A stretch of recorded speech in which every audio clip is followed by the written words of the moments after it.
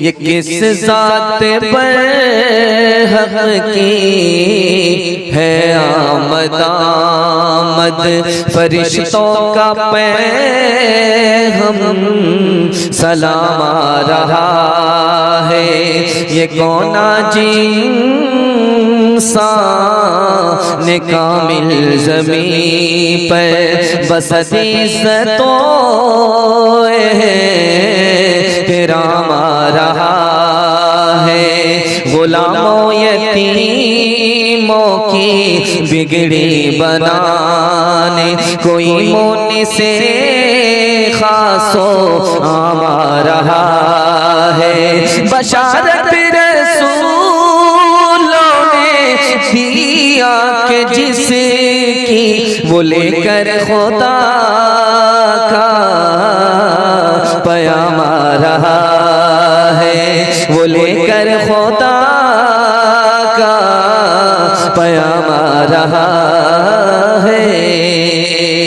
पहला सवाल है, तीन चीजें गुनाह को धो देती हैं। वो तीन चीजें क्या है? गुनाह को, हमारे गुनाह को तीन चीजें धोने वाली हैं। पहली, दूसरी, तीसरी क्या है? मेरा दूसरा सवाल है, अल्लाह के गुस्से की आग को, जहन्नम की आग को ठंडा करने वाली दो चीजें हैं। वो दो चीजें क्या हैं? अल्लाह के गुस्से की आग को, जहन्नम की आग को ठंडा करने वाली दो चीजें क्या है? तीसरा सवाल है, इसी दुनिया में आदमी खाता जरूर है लेकिन पखाना नहीं करता, वो कौन आदमी है? आदमी पीता जरूर है लेकिन पेशाब नहीं करता, वो कौन आदमी है?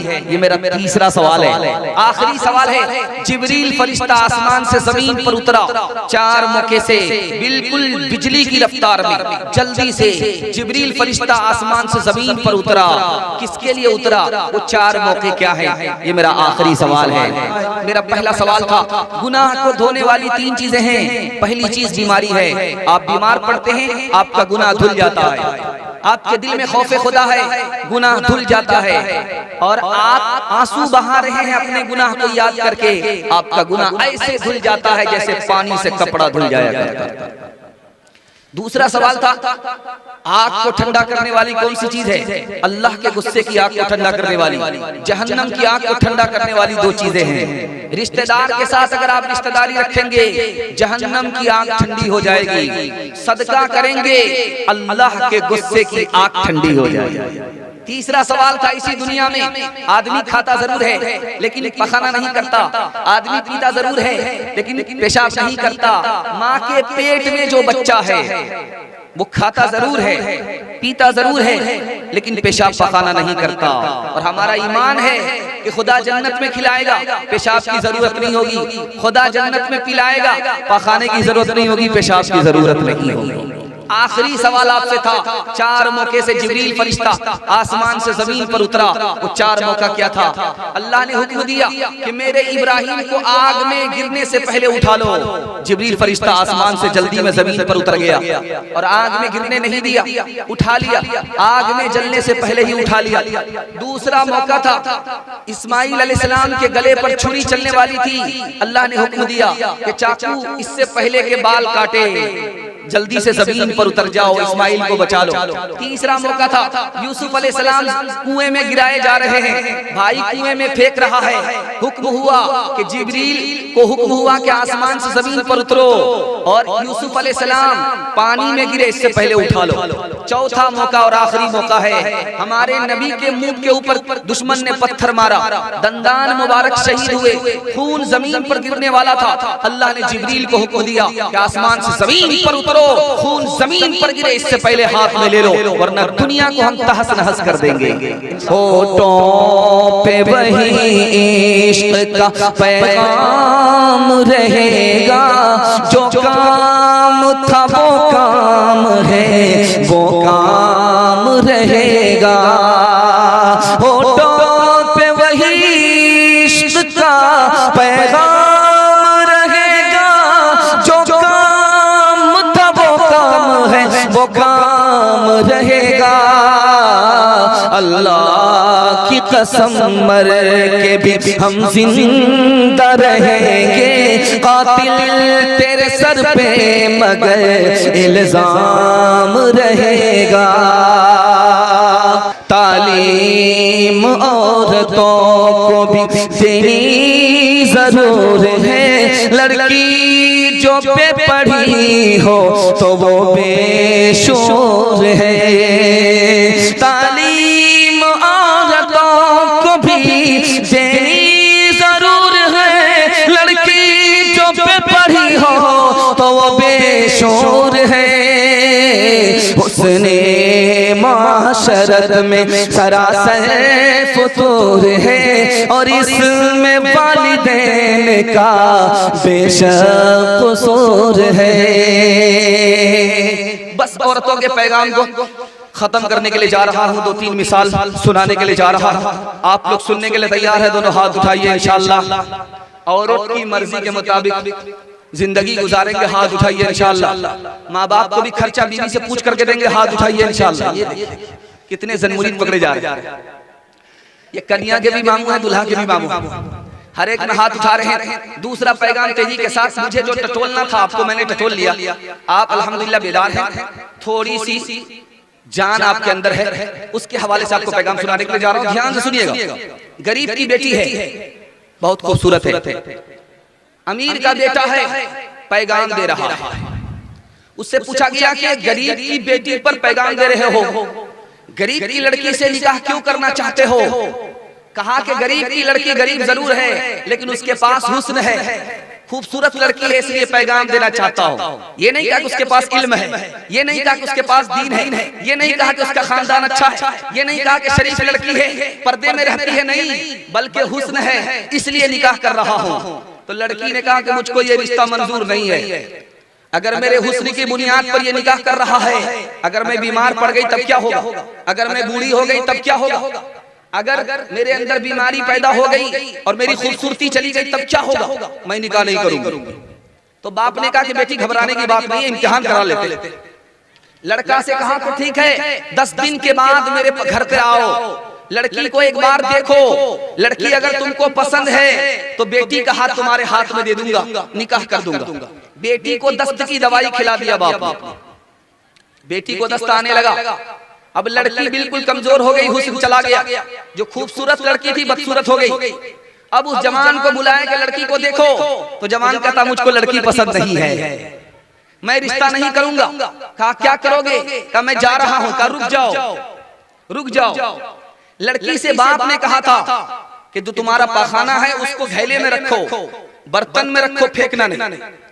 उसको ढक करके रखा, घैले में रखा। जब लड़का जाने लगा तो कहा रुक जाओ, जो तुम्हारा हुस्न था, जो तुम्हारी चहेती खूबसूरत लड़की थी, वो अपने साथ लेकर के जाओ।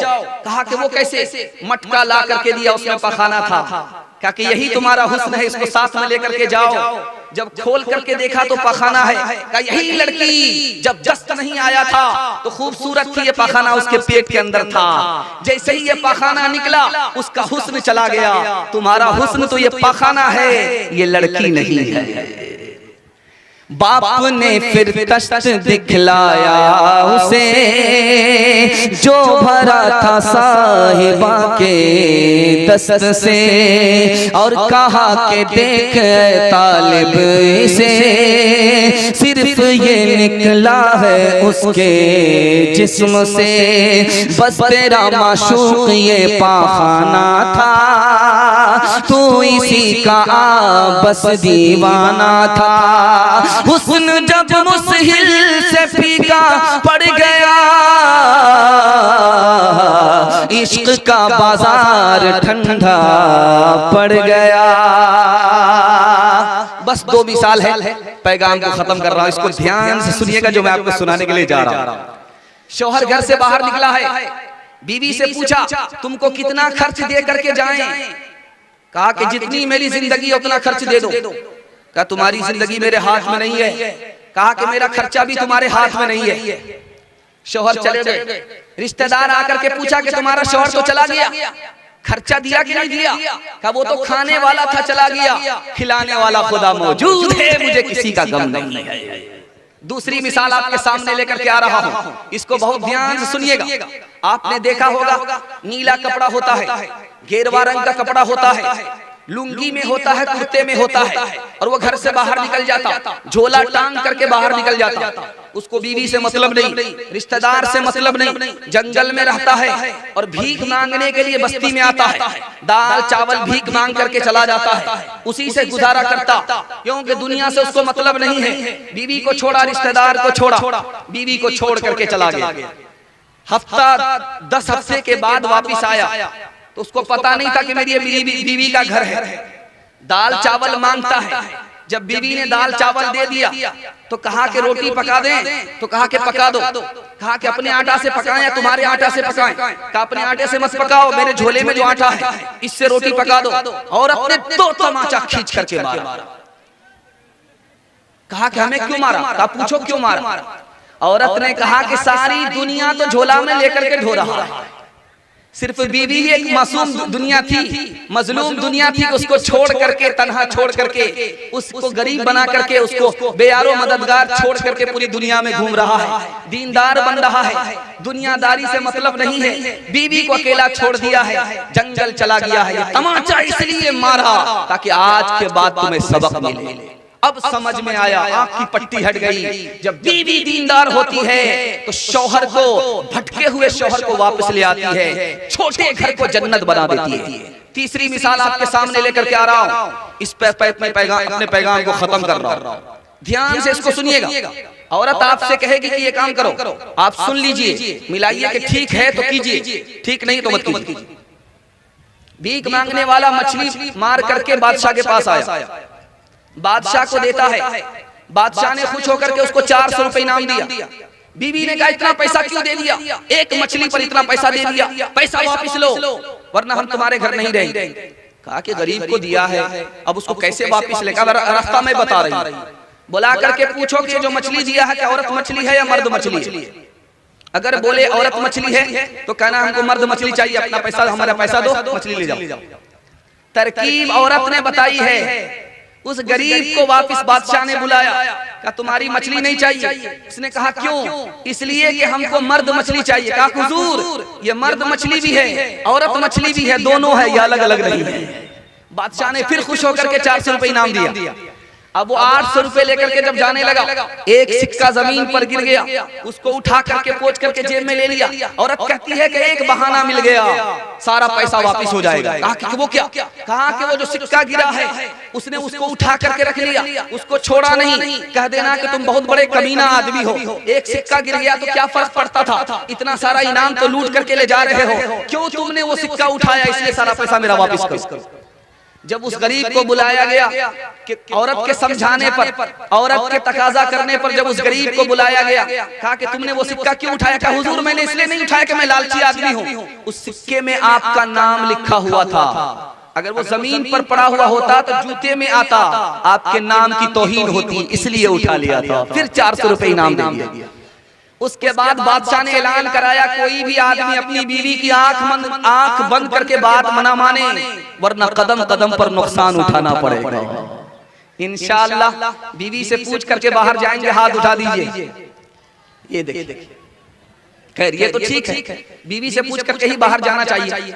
बाहर जा रहे हैं तो इजाजत लेकर के जाना चाहिए। आप बाहर कमाने के लिए जा रहे हैं, घर सौंप करके जा रहे हैं, बाल बच्चे को सौंप करके बीवी को जा रहे हैं, तो इजाजत लेकर के जाना है। इंशाअल्लाह हाथ उठा दीजिए। बीवी को दीनदार बनाना है, हाथ उठाइए इंशाअल्लाह। माँ बाप को खर्चा देंगे, बीवी से पूछ करके हाथ उठाइए इंशाअल्लाह। खैर यहाँ फंस गए।